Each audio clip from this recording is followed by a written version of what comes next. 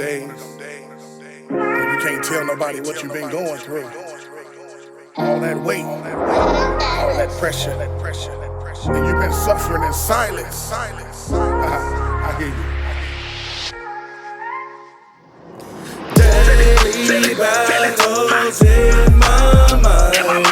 Need your light, I'm walking blind. I'm a soldier, trying not to lose, trying to step, but I can't move. Daily battles in my mind. As you were talking about, you mentioned, movies and music. Yeah. And so that's an area of concern, especially for young kids, that are teenagers and in college, and they're having these spiritual attacks. Right. And a lot of people are not really hip to that. A lot of their family members are not hip to that, so they don't even understand what that is. Right. How can you protect a kid from those type of things while they're on campus, while they're not doing their schoolwork or something? They're on the phone, or they're listening to music on their headphones. They're out and about with their friends and stuff. You can't be with your kid all the time. You can't. So what are some of the practical ways that a parent can protect their kids? The thing about that question is you really can't do anything outside of get rid of the things.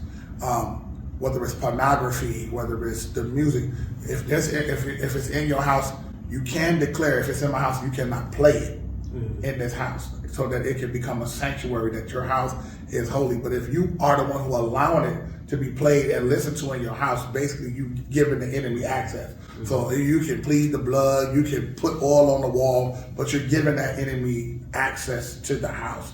When I was at my angriest, it was when I was listening to hurtful music, kill you, choke you, smoke you, and I never understood why I had all this rage and all frustrated and irritated. It was because any seed you put in will grow. Everything you reap will sow. Everything you sow will reap. So if I'm putting in negative music, guess what my life gonna be?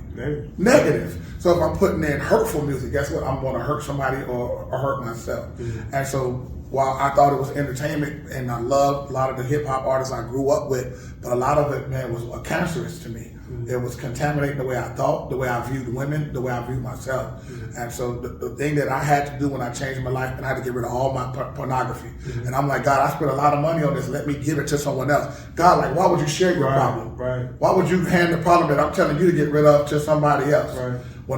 In order for me to change, I had to get rid of all my CDs, all my music that I love, old school gangster rap. You know what I mean? Yeah. I had to eliminate it, and I got able to see, when I changed my music, how my day would change, how my attitude would change. Yeah. Man, just putting in gospel music, peaceful music, man, my mood would change. And I knew God was showing me that the greatest thing that Lucifer did was music. Yeah. And it's his greatest way that he attacks people, through music. And that's what his greatest weapon is. If he can get you to worship him through music, and that was what he really wanted, to sin and be higher than God. So every attack on your life is so that you will worship Lucifer, Satan, and not God. And so as a parent trying to cover your kids, you might have to be the mean person. You might have to set boundaries to say, while I'm riding in the car, you're not playing that. Right. While you're in my house, you're not playing that.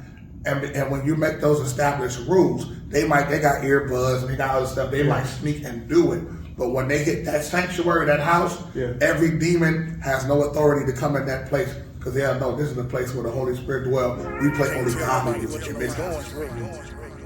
All that weight, all that pressure, and you've been suffering in silence. I hear you.